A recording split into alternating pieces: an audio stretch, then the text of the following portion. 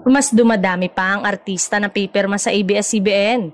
Hindi pa tapos ang pasabog ng Kapamilya Network matapos ang sunod-sunod na pagbabalik at pagpirma ng kontrata ng ilang malalaking artista gaya ni Bella Padilla at Gladys Reyes.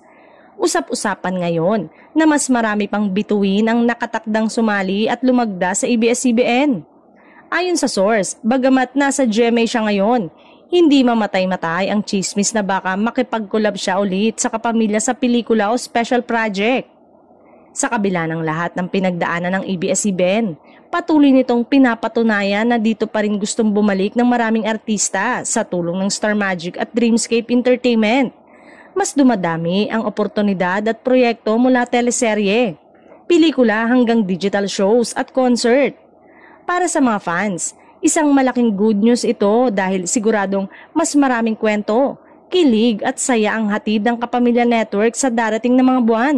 Kaya abangan ang mga susunod na contract signing dahil tiyak na may mga pangalan na ikakagulat at ikatutuwa ng lahat.